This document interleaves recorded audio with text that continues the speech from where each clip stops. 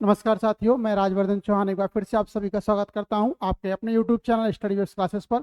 और समय हो रहा है जो जीएस की क्लासेस की, जो जीएस के स्लाइड्स हैं जिन पर हम बात करते हैं, जो कि यूपी पुलिस या यूपी ट्रिपल एससी के या कहें जो वनडे एग्जाम आने वाले हैं उनकी दृष्टि से बहुत ही महत्वपूर्ण है। तो इन स्लाइड्स पर हम बात करते हैं।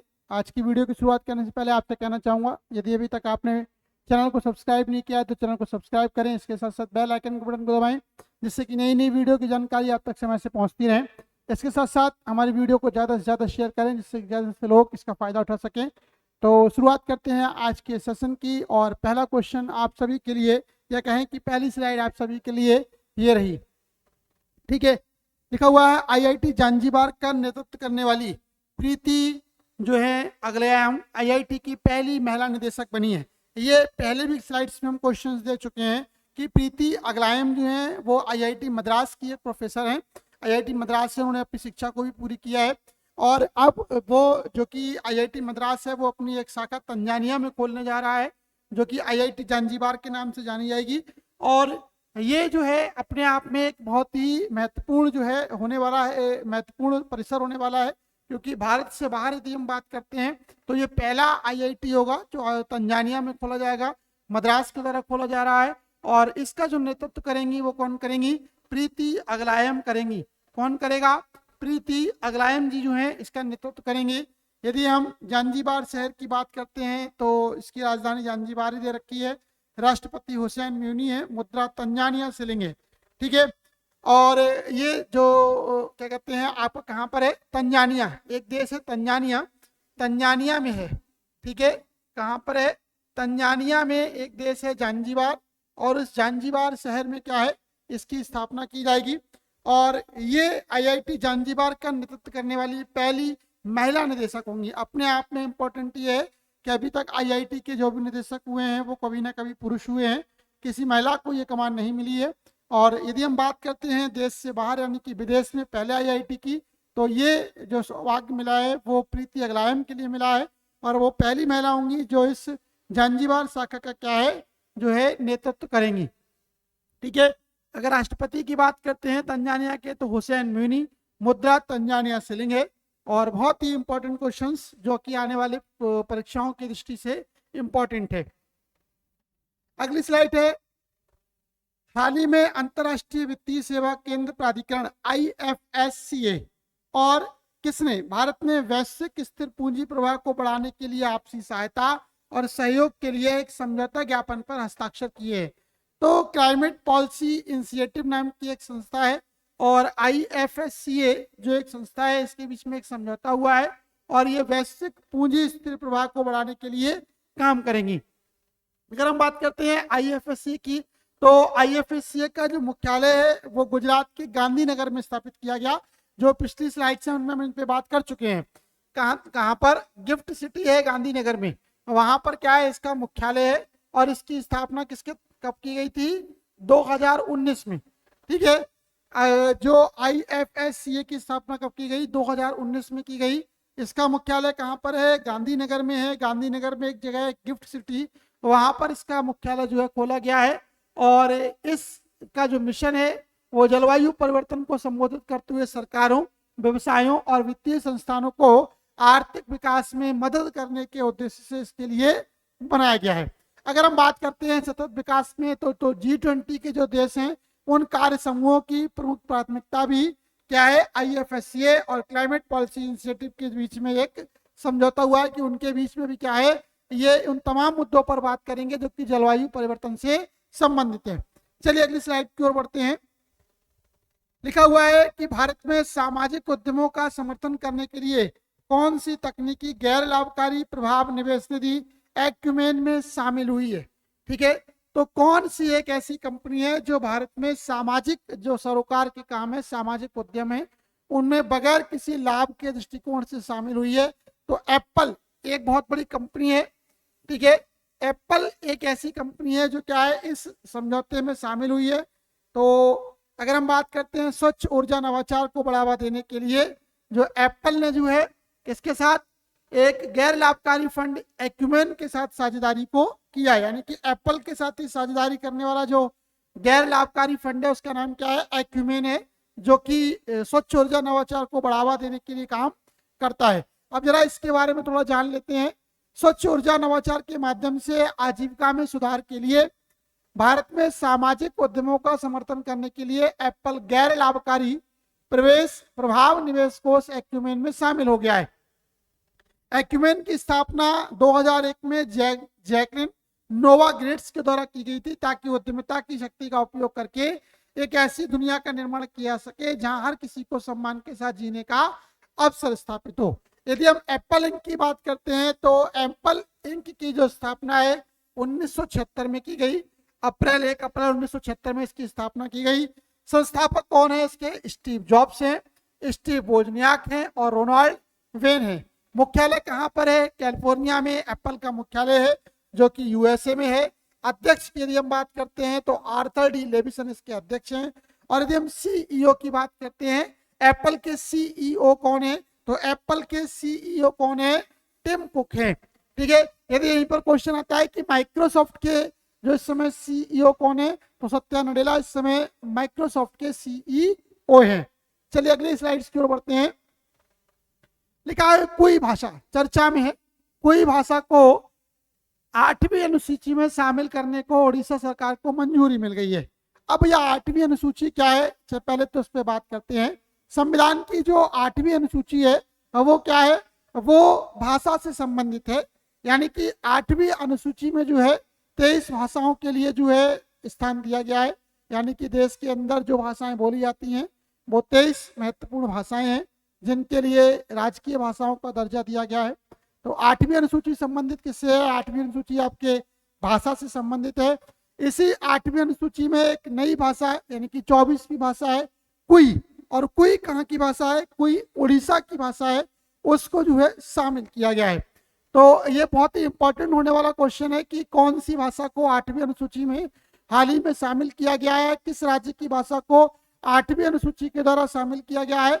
तो उड़ीसा की एक भाषा है कुई, जिसको क्या है 8वीं अनुसूची के द्वारा शामिल किया गया है। कोई भाषा को 8वीं अनुसूची में शामिल करने को ओडिशा सरकार की मंजूरी मिल गई है। ठीक है। यानी कि ओडिशा सरकार ने भी अब क्या दिया है कि आप कोई को जो है आप संविधान की 8वीं अनुसूची में शामिल कर सकते हैं। अब जरा उड़ीसा के बारे में बात करते हैं। तो उड़ीसा की जो राजधानी है भुवनेश्वर है। ठीक है। उड़ीसा की राजधानी क्या है? भुवनेश्वर है। राज्यपाल इस समय इसके गणेशी लाल हैं। मुख्यमंत्री की यदि हम बात करते हैं तो नवीन पटनायक जी हैं। ठीक है। उड़ीसा की राजधानी क्या है? भुवनेश्वर है। राज्यपाल कौन है? गणेशी लाल हैं। मुख्यमंत्री कौन है? नवीन पटनायक हैं। अब जरा कुई भाषा के बारे में भी सुन लें। कुई पारंपरिक रूप से उड़िया लिपि का प्रयोग करके लिखी जाने वाली एक भाषा है। उड़िया लिपि का प्रयोग करती है कौन सी भाषा? कुई भाषा।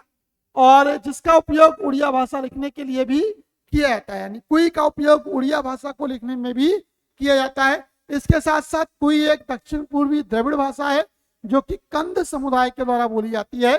कुई को शामिल करने से भाषा और संस्कृति के संरक्षण, प्रचार और प्रसार में मदद मिलती है।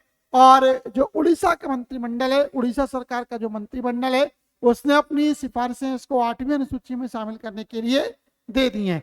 तो बहुत ही इंपॉर्टेंट क्वेश्चन कि किस राज्य कैबिनेट ने भारत के संविधान की 8वीं अनुसूची में कोई भाषा को शामिल करने की सिफारिश करने के प्रस्ताव को मंजूरी दे दी है? तो उसका नाम है उड़ीसा। उड़ीसा के द्वारा ये मंजूरी क्या है?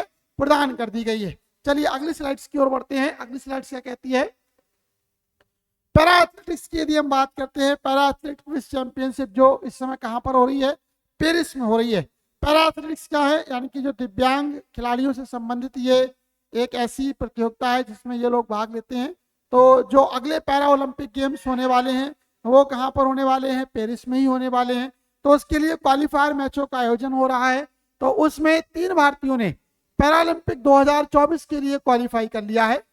पैरालंपिक 2024 के लिए कितने भारतीयों के द्वारा क्वालिफाई किया गया है?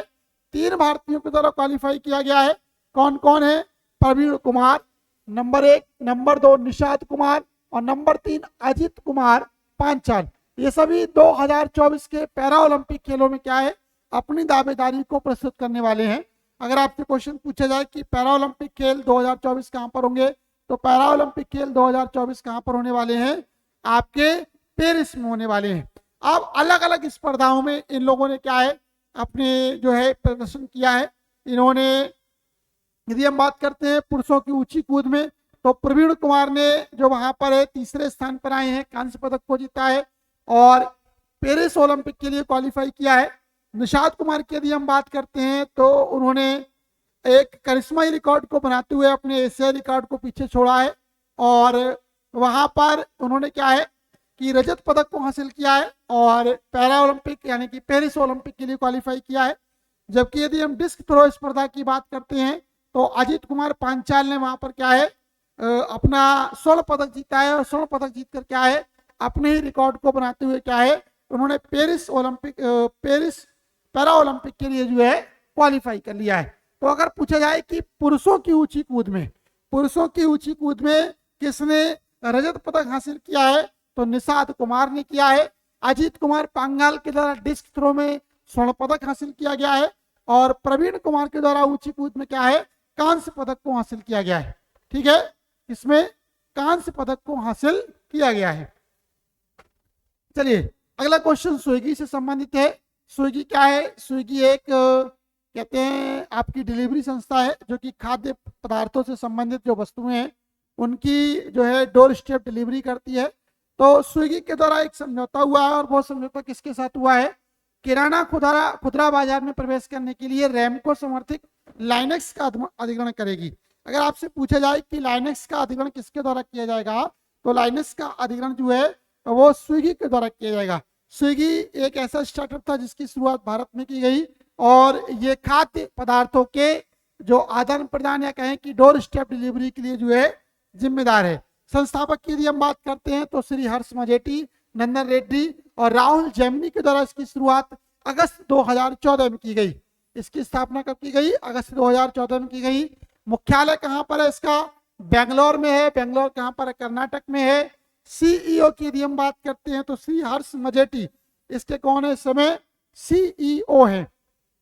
ठीक है, अब हम बात करते हैं लाइनेक्स के बारे में। तो लाइनेक्स की स्थापना 2015 में की गई और अभिनव राजा और शेखर भेंडे के द्वारा यह स्थापित है। लेकिन अधिग्रहण के बाद भी यदि हम बात करते हैं लाइनेक्स एक स्वतंत्र व्यापार के रूप में क्या है अपने कारोबार को जारी रखेगी। यानी कि इसका अधिग्रहण होने के पश्चात भी क्या है कंपनी स्वतंत्र रूप से अपने व्यापार को जारी करती रहेगी।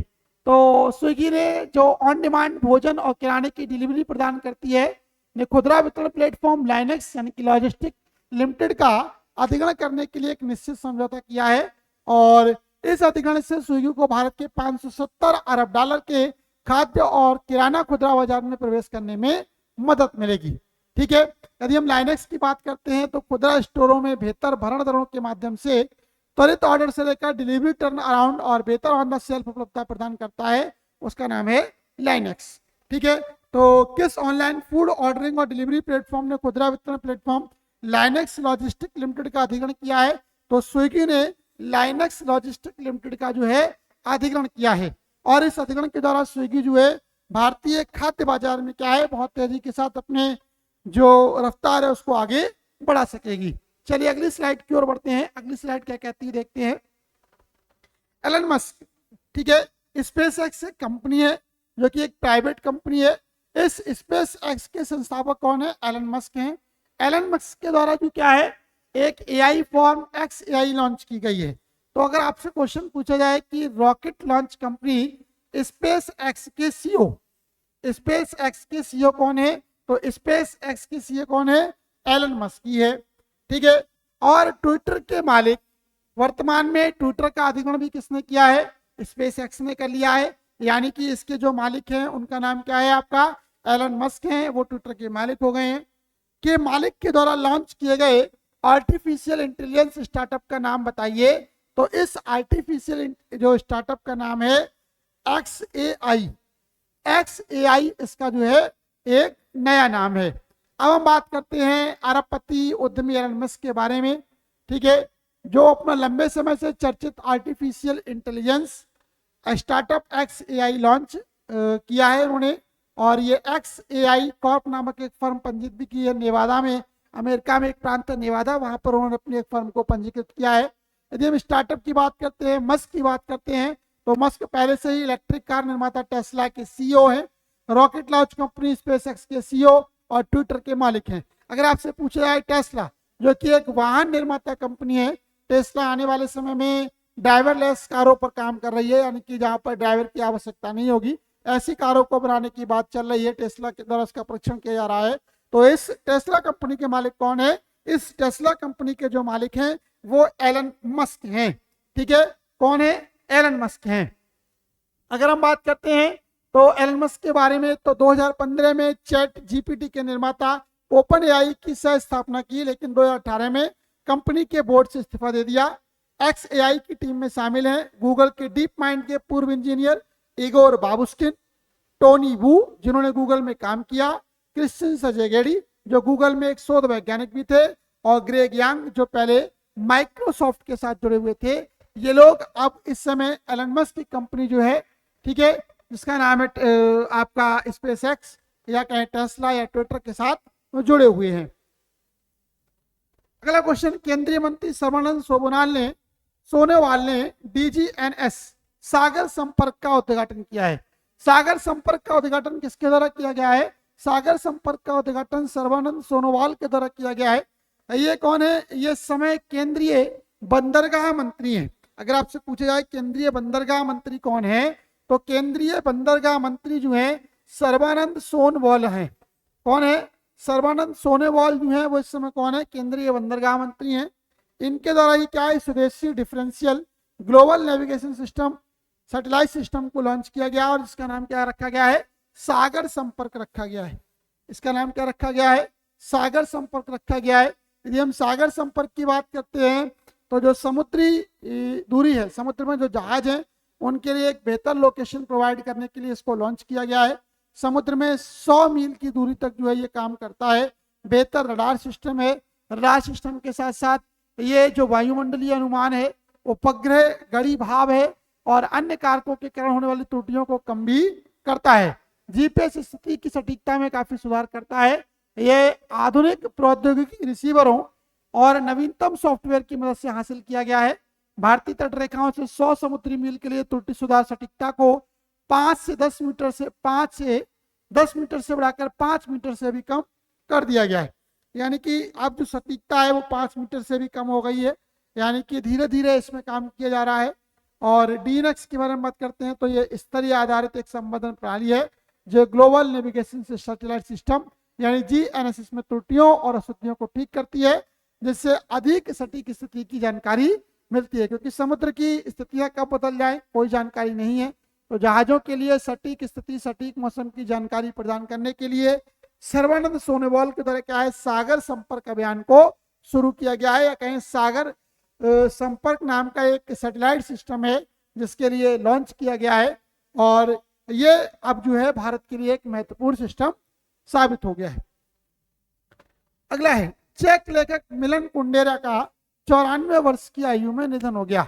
चेक गणराज्य एक देश है, चेक एक कंट्री है, वहां के लेखक थे जिनका नाम था मिलन कुंडेरा। उनका 94 ईयर्स में जो है उनका निधन हो गया।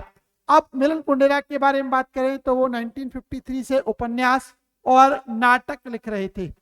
ठीक है, 1953 से ही क्या है, मिलन कुंडेरा उपन्यास और नाटकों को लिखने लगे थे। यदि हम बात करते हैं उनके सबसे ज्यादा चर्चित उपन्यासों की, तो अनबिरेबल लाइटनेस ऑफ बीइंग उपन्यास द अनबिरेबल लाइटनेस ऑफ बीइंग के लेखक मिलन कुंडेरा थे, जिनका 94 वर्ष की उम्र में निधन हो गया है। ये रोजमर्रा की जो जिंदगी है उसकी सांसारिक वास्तविकता और विचारों की ऊंची दुनिया के बीच विषयों और पात्रों को चित्रित करने में अपनी विशेष शैली के लिए प्रशंसा हासिल करते हैं। कुंडेरा का लेखन, जिसका पहला उपन्यास द जोक एक ऐसे युवक के साथ शुरू होता है जिसे कम्युनिस्ट नारों पर प्रकाश डालने के बाद खदानों में कार्य करने के लिए भेज दिया जाता है। तो मिलन कुंडेरा जिनका हाल ही में निधन हो गया, वह कौन है? वह एक प्रसिद्ध लेखक हैं। कौन है? प्रसिद्ध लेखक हैं। अगर हम सम्मान की बात करते हैं तो 1985 में इनके लिए जेरूसलम सम्मान मिला है। यूरोपीय साहित्य के लिए ऑस्ट्रेलियाई राज्य पुरस्कार 1987 में मिला है। विलेनिका अंतर्राष्ट्रीय साहित्य महोत्सव 1992 में मिला है। और हाइडर पुरस्कार इनके लिए 2000 में प्रदान किया गया। हाइडर पुरस्कार किससे संबंधित है? हाइडर पुरस्कार आपका साहित्यकारिता या कहें कि लेखन की दुनिया से संबंधित है। बहुत इंपॉर्टेंट है, कई बार पूछा गया है कि हल्डर पुरस्कार किस क्षेत्र से संबंधित है। तो हल्डर पुरस्कार साहित्य की दृष्टि से या कहें साहित्य की दुनिया से संबंध रखने वालों से संबंधित है। अगली क्वेश्चन कि किस देश की संसद ने सुप्रीम कोर्ट की शक्तियों में समझौता करने के लिए अपने आप पर एक जो संशोधन या कहें एक जो अनुमोदन है वो प्रस्ताव पारित कर दिया है। तो इजराइल के द्वारा, इजराइल के प्रधानमंत्री हैं बेंजामिन नेतन्याहू।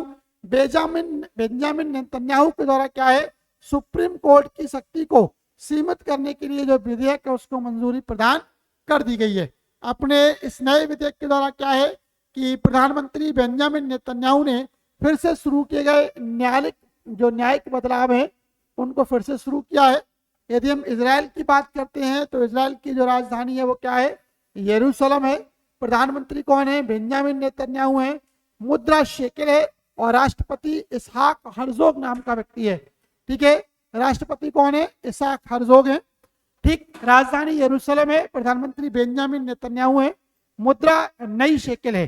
तो इजराइल की संसद ने सुप्रीम कोर्ट की शक्तियों में कटौती करने के लिए एक प्रस्ताव जो है वो पास कर दिया है और अब यह चर्चा के लिए समिति के पास वापस आ गया है और अंतिम वोट के लिए लाए जाने से पहले इसमें बदलाव किया जा सकता है।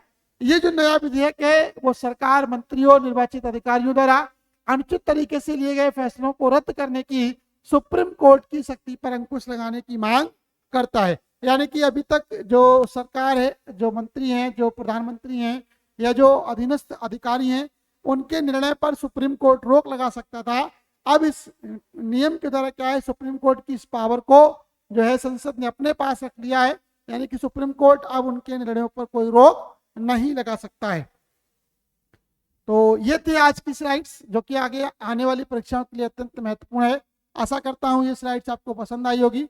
यदि आप इस वीडियो को पसंद करते हैं तो ज़्यादा से ज़्यादा इसके लिए शेयर करें। आज के लिए फिलहाल इतना ही, मिलते हैं कल किसी दूसरी वीडियो में कुछ नए फैक्ट के साथ। तब तक के लिए धन्यवाद।